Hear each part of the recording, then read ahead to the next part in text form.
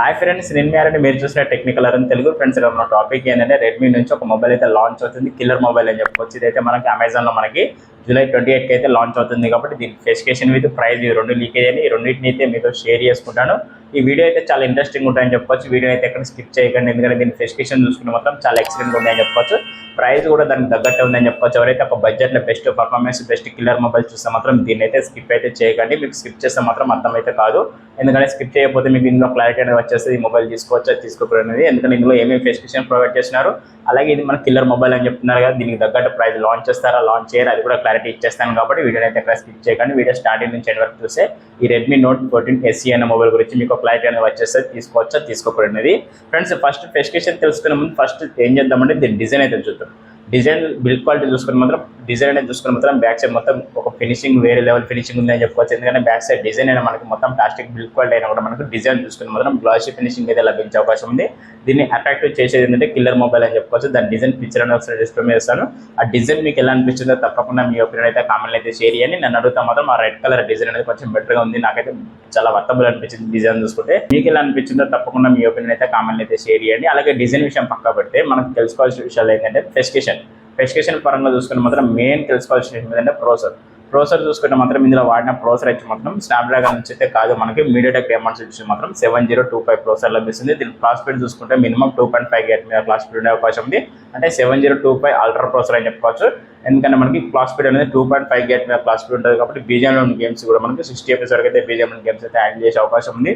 With multi tasking అయితే హెవీగా multi tasking చేసిన ప్రోసెసర్ ఇక్కడ ల్యాగ్ చేసే అవకాశాలు. కాకపోతే గేమింగ్లో చూసుకుంటే మాత్రం ఎక్కువ మీరు గేమ్స్ ఆడితే మాత్రం ఫ్రేమ్ డ్రాప్స్, అలాగే మనకి ల్యాగ్ ఇష్యూస్, అలాగే మొబైల్ హీటింగ్ అయ్యే అవకాశం ఉంది. కాబట్టి ఎప్పుడైతే నోటీస్ చేయడం ఎవరైతే గేమర్స్ ఉన్నారో. కాకపోతే ఇది ఓన్లీ గేమింగ్ అయితే ఏమైనా డిజైన్ చేసిన మొబైల్ అయితే కాదు, వాళ్ళు ఒక బడ్జెట్లో ఒక కిల్లర్ మొబైల్ అయితే దీన్ని అయితే తయారు చేశారని చెప్పుకోవచ్చు. బడ్జెట్లో మీరు మొబైల్ చూస్తే మాత్రం ఆ బడ్జెట్కి తగ్గట్టు స్పెసిఫికేషన్ అయితే ఉంటాయని చెప్పుకోవచ్చు. ఇందులో ఒక గేమింగ్ అయితే కాదు ఈ మొబైల్ చూసుకుని మాత్రం చిన్న గేమ్స్ ఆడుకోవచ్చు, ఫ్రీ ఫైర్ ఆడుకోవచ్చు, BGM గేమ్స్ కూడా మనకి 60 FPS వరకు అయితే హ్యాండిల్ చేస్తాయి. కాబట్టి అది కూడా మనకి మీడియం గ్రాఫిక్స్లో ఒక చిన్నగా 1-2 hours గేమ్స్ ఆడితే మనకు మొబైల్ ఎక్కడ హీటింగ్ కానీ ల్యాగ్ ఇష్యూస్ ఉండే అవకాశాలు. కంటిన్యూగా యూజ్ చేసుకుని మాత్రం మీకు ల్యాగ్ ఇష్యూస్ అని అలాగే మనకి హీటింగ్ అయ్యే అవకాశం ఉంటుంది. కాబట్టి ఎవరైతే గేమర్స్ ఉన్నారో ఇది ఒకటైతే నోటీస్ చేయండి. విత్ మల్టీటాస్కింగ్ కూడా చాలా హెవీగా మల్టీటాస్కింగ్ చేసుకోవచ్చు. మనకి మల్టీటాస్కింగ్ కానీ ఎక్కడ ప్రాబ్లం ఉండదు. కాబట్టి జనరల్ యూజింగ్ అయితే ఈ ప్రోసెసర్ అయితే చాలా బెటర్గా సూట్ అవుతుంది. ఓన్లీ గేమర్స్కి అయితే ఈ ప్రోసెసర్ అయితే సూటబుల్ అయితే కాదు. కాబట్టి మనకి జనరల్ యూజింగ్ చిన్న గేమ్స్ ఆడుకోవడానికి అయితే చాలా బెటర్గా సూట్ అవుతుందని చెప్పుకోవచ్చు. ఒక బడ్జెట్ రేంజ్లో చూసుకుని మాత్రం ప్రోసెసర్ అయితే వర్తబుల్ అనిపించింది. వీళ్ళు పెట్టే ప్రైస్ రేంజ్లో చూసుకుంటే నాకైతే ప్రోసెసర్ అయితే వర్తబుల్ అనిపించింది. దీని ప్రైస్ ఎంతవరకు మీకు కావాలనుకుంటే మాత్రం ఆ ప్రైస్ తెలుసుకోవాలనుకుంటే మాత్రం వీడియోని అయితే ఎక్కడ స్కిప్ చేయకండి. స్టార్టింగ్ నుంచి ఎండ్ వరకు చూస్తేనే మీకు ప్రైస్లో క్లారిటీ వస్తుంది. విత్ మనకి మొబైల్ మీద ఒక క్లారిటీ వచ్చేస్తుంది. ఈ మొబైల్ తీసుకోవచ్చా తీసుకోకూడదు ఒక ప్రోసెసర్ మీద చిన్న క్లారిటీ వచ్చిందని నేను అనుకుంటున్నాను. అలాగే మనకి డిస్ప్లేషన్కి వెళ్ళిపోతే మాత్రం 6.67 inches సూపర్ AMOLED డిస్ప్లే లభిస్తుంది. విత్ మనకి 120 HDPS లభిస్తుంది. విత్ మనకి in display finger print censor లభిస్తుంది. బ్రైట్నెస్ చూసుకున్న మాత్రం 2100 nits అయితే పీక్ బ్రైట్నెస్ లభిస్తుంది. అంటే 2100 nits కాబట్టి మనకి బ్రైట్నెస్ అనేది కొంచెం తక్కువ ఉండే అవకాశం ఉంది. రెడ్మీ నుంచి చూసుకున్న మాత్రం బ్రైట్నెస్ అయితే ఎక్కువ బ్రైట్నెస్ అయితే ఉండలేదు, మనకు మిడిల్ బ్రైట్నెస్ అయితే కనిపిస్తుంది. కాబట్టి ఇక్కడ మనకి -10 అని చెప్పుకోవచ్చు బ్రైట్నెస్ పరంగా చూసుకుంటే. కలర్స్ వైజ్గా చూసుకున్న మాత్రం 1 million వరకు అయితే కలర్స్ అన్ని న్యాచురల్గా ప్రొవైడ్ చేస్తారు. కాబట్టి కలర్స్ క్లారిటీ అనేది కొంచెం బెటర్గా ఉండే అవకాశం ఉంది. అలాగే డిస్ప్లే ప్రొడక్షన్ కాస్త మాత్రం Corning OLED ప్రొడక్షన్ అయితే లభించే అవకాశం ఉంది. అంటే Corning OLED 5 ప్రొడక్షన్ అయితే ఉండే అవకాశం ఉంది.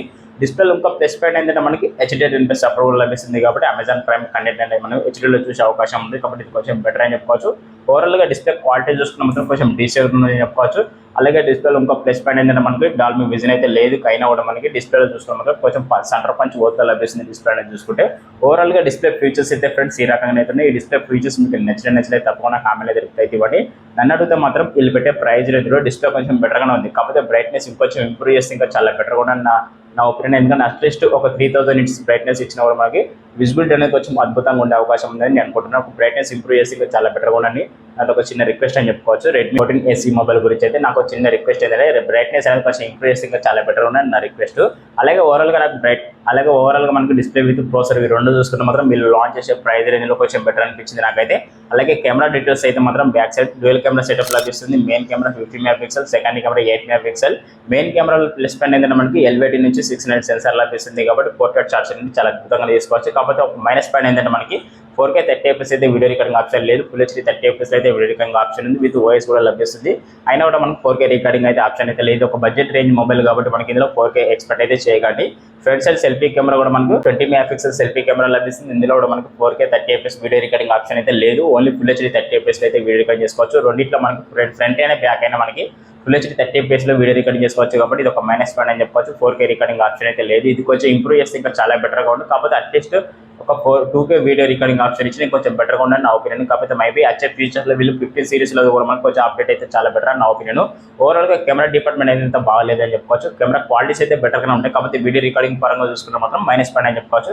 ఎవరికైతే బెస్ట్ వీడియో రికార్డింగ్ పర్ఫార్మెన్స్ కావాలనుకున్న మాత్రం దీనికి అయితే అసలు పోకుండా ఒక బడ్జెట్ రేంజ్లో చూసుకుంటే మాత్రం full HD 30 FPS video recording అయితే ఇచ్చారు కాబట్టి అక్కడ చూసుకున్న కొంచెం ప్లస్ పాయింట్ అని చెప్పుకోవచ్చు. దీనికైతే ఓవరాల్గా కెమెరా మీద కూడా మీకు చిన్న క్లారిటీ వచ్చిందని అనుకుంటున్నాను. అలాగే మనకి బ్యాటరీ పర్ఫార్మెన్స్ చూసుకుంటే మాత్రం 5110 mAh బ్యాటరీ లభిస్తుందంటే 45 వాట్ టర్బో చార్జర్ కూడా లభిస్తుంది కాబట్టి బ్యాటరీ బ్యాకప్ కొంచెం డీసెంట్గా వచ్చే అవకాశం ఉంది. ఎందుకంటే మనకి 5110 mAh బ్యాటరీ కాబట్టి ఎంత లేదన్నా మనకు బ్యాటరీ బ్యాకప్ వచ్చి మినిమం ఒక నార్మల్గా యూజ్ చేసుకున్న మాత్రం 1.5 అయితే బ్యాటరీ బ్యాకప్ వస్తుంది. హెవీగా గేమ్స్ ఆడుకునే వాళ్ళకైతే 8 hours అయితే బ్యాటరీ బ్యాకప్ వచ్చే అవకాశం ఉంది. 100% ఛార్జింగ్ ఎక్కడి నుంచి 45 వాట్ ఫాస్ట్ ఛార్జర్ కాబట్టి మనకి ఎంత లేదన్నా ఒక 15 నుంచి 60 minutes వరకు అయితే టైం చేసుకునే అవకాశం ఉంది. విత్ మనకు బ్యాటరీ బ్యాకప్ అనేది చూసుకుంటే డీసెంట్గా యూజ్ చేసుకునే మాత్రం 1.5 డే అయితే బ్యాటరీ బ్యాకప్ వచ్చే అవకాశం ఉంది. ఒక ప్లస్ పాయింట్ ఏంటంటే మనకి రివర్స్ వైర్లెస్ ఛార్జింగ్ సపోర్ట్ చేసే అవకాశం ఉంది కాబట్టి ఇది కొంచెం బెటర్ పాయింట్ అని చెప్పుకోవచ్చు. ఓవరాల్గా స్పెసిఫికేషన్ చూసుకుంటే ఫ్రెండ్స్ ఈ రకంగా అయితే ఉన్నాయి. మనకి Redmi 14 SE మొబైల్ స్పెసిఫికేషన్ చూసుకుంటే మాత్రం ఈ రకంగా అయితే ఉన్నాయి. ఈ స్పెసిఫికేషన్ మీకు నచ్చలేదు తప్పకుండా కామెంట్ అయితే రిప్లై ఇవ్వండి. అలాగే దీని స్పెసిఫికేషన్ మరిన్ని స్పెసిఫికేషన్ తెలుసుకునే ముందు మరిన్ని స్పెసిఫికేషన్ విత్ ప్రైస్ తెలుసుకునే ముందు చిన్న రిక్వెస్ట్ ఏంటంటే ఎవరైతే కొత్తగా మన ఛానల్ చూస్తున్నారో ఛానల్ అయితే తప్పకుండా సబ్స్క్రైబ్ చేసుకుని బెల్ ఐకాన్ దానిలో పెట్టండి. వీడియో నచ్చితే మాత్రం తప్పకుండా లైక్ అండ్ షేర్ చేసి కొంచెం ఎంకరేజ్ అయితే చేయండి ఫ్రెండ్స్. ఇక మిగతా స్పెసిఫికేషన్ చూసుకునే మాత్రం ర్యామ్ అండ్ రోమ్ అని చెప్పుకోవచ్చు. బేస్ మోడల్ మనకి 8GB తోటి స్టార్ట్ అవుతుంది. హై మోడల్ చూసుకున్న మాత్రం 12GB వరకు అయితే ఉండే అవకాశం ఉంది. విత్ ర్యామ్ కెపాసిటీ చూసుకున్న మాత్రం L+4X RAM లభిస్తుంది. స్టోరేజ్ కెపాసిటీ చూసుకున్న మాత్రం బేస్ మోడల్ మనకు 128GB తోటి, హై మోడల్ చూసుకున్న మాత్రం 2GB స్టోరేజ్ అయితే లభించే అవకాశం ఉంది. విత్ మనకు మెమరీ కార్డ్ వేసుకుని 1TB వరకు అయితే ఎక్స్పెక్ట్ చేసుకునే అవకాశం ఉంది. అలాగే స్టోరేజ్ కెపాసిటీ కనుక మాత్రం UFS నుంచి 2.2 లభిస్తుంది. విత్ ఇంకో ప్లస్ పాయింట్ ఏంటంటే మనకి ఇందులో డాట్ సపోర్ట్ చేసే అవకాశం ఉంది. అలాగే మనకి హై రిస్ ఆడియో సపోర్ట్ చేసే అవకాశం ఉంది. విత్ మనకు డ్యూయల్ స్టీరియో స్పీకర్స్ లభిస్తున్నాయి. విత్ మనకు అలాగే మనకి ఇందులో IP రేటింగ్ పరంగా చూసుకున్నాం మనకు IP64 రేటింగ్ అయితే లభించే అవకాశం ఉంది. అంటే ఫ్లాష్ రేటింగ్ అని చెప్పుకోవచ్చు. IP64 రేటింగ్ అయితే సపోర్ట్ చేసే అవకాశం ఉంది.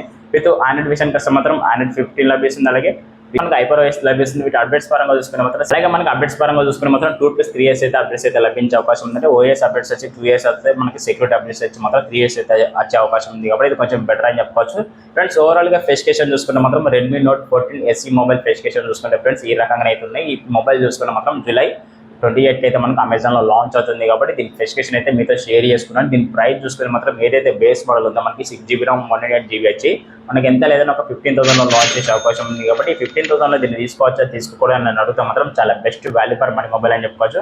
ఎవరైతే ఒక బడ్జెట్లో 15,000లో చాలా best value for money mobile చూస్తే మాత్రం మీరు వాళ్ళకి కొంచెం బెటర్గా సూట్ అవుతుంది అని చెప్పుకోవచ్చు. ఎందుకంటే 15,000లో చూసుకుని మాత్రం అంత హోప్స్ అయితే పెట్టుకోలేము. కెమెరా క్వాలిటీ అయితే బెటర్గా అయితే యూజ్ చేసుకోలేము. బ్యాటరీ పర్ఫార్మెన్స్ కావాలి వాళ్ళకి కొంచెం బెటర్గా కావాలి. చిన్న చిన్న గేమ్స్ ఆడుకుని ప్రాసెసర్ కొంచెం బెటర్గా ఉండాలి. డిస్ప్లే క్వాలిటీ కొంచెం బెటర్గా ఉండాలి. అలాగే మనకి డిజైన్ కూడా ఒక ప్రీమియం క్వాలిటీ డిజైన్ ఉండాలనుకున్న మాత్రం ఇది కొంచెం బెటర్ అని చెప్పుకోవచ్చు. ఎందుకంటే మనకి ఇందులో చూసుకున్న మాత్రం డిజైన్ కొంచెం బెటర్గా కనిపిస్తుంది. ప్రాసెసర్ కూడా చాలా బెటర్ ప్రాసెసర్ అని చెప్పుకోవచ్చు. డిస్ప్లే క్వాలిటీ కూడా కొంచెం బెటర్గా ఉండే అవకాశం ఉంది. కెమెరాస్ క్వాలిటీ కూడా కొంచెం డీసెంట్ క్వాలిటీ అయితే లభిస్తున్నాయి. బ్యాటరీ బ్యాకప్ కూడా కొంచెం అద్భుతంగా ఉంది కాబట్టి ఒక ఆల్రౌండర్ మొబైల్ ఒక 15,000లో చూసుకున్న మాత్రం Redmi Note 14 SE మొబైల్ అనేది చాలా బెటర్గా అవుతుంది అని చెప్పుకోవచ్చు. ఎందుకంటే ఇది కూడా మనకి 6GB RAM విత్ మనకు 128GB లభిస్తుంది. విత్ మెమరీ కార్డ్ కానీ 1TB వరకు అయితే ఎక్స్పెక్ట్ చేసుకునే అవకాశం ఉంది. ర్యామ్లో ఇంకా ప్లస్ పాయింట్ అంటే వర్చువల్ ర్యామ్ కూడా యూజ్ చేసుకునే అవకాశం ఉంది కాబట్టి ఇది కొంచెం బెటర్ అని చెప్పవచ్చు. 6GB ర్యామ్ని మనం 12GB వరకు అయితే పెంచుకునే అవకాశం ఉంటుంది కాబట్టి ఓవరాల్గా మొబైల్ స్పెసిఫికేషన్ విత్ ప్రైస్ చూసుకునే మాత్రం నాకు వర్తబుల్ అనిపించినాయి. మీకు ఎలా అనిపించినాయో మీ ఒపీనియన్ తప్పకుండా కామెంట్ అయితే షేర్ చేయండి. మీకు ఒకవేళ ఇది బెటర్ అనిపించిందా లేదా మీకు మైనస్ అనిపించిందా తప్పకుండా మీ ఒపీనియన్ అయితే కామెంట్ అయితే షేర్ చేయండి. అలాగే ఈ మొబైల్ గురించి ఎలా ఎక్స్ప్రెషన్ ఇచ్చాను అది కూడా తప్పకుండా కామెంట్ అయితే షేర్ చేయండి ఫ్రెండ్స్. మీకు Redmi Note 14 SE మొబైల్ గురించి ఒక చిన్న క్లారిటీ వచ్చిందని అనుకుంటున్నాను. క్లారిటీ వస్తే మాత్రం ఎవరైతే కొత్తగా మన ఛానల్ చూస్తున్నారో ఛానల్ అయితే తప్పకుండా సబ్స్క్రైబ్ చేసుకొని బెల్ ఐకాన్ అయితే ఆల్ పెట్టి కొంచెం వీడియోని అయితే సపోర్ట్ చేయండి. అలాగే వీడియో నచ్చితే మాత్రం తప్పకుండా లైక్ అండ్ షేర్ చేయండి. ఓకే ఫ్రెండ్స్, నేను మీరు చూసిన టెక్నికల్ తెలుగు మరో కొత్త మొబైల్ కొత్త విషయం మళ్ళీ కద్దాం. టాటా బాబాయ్.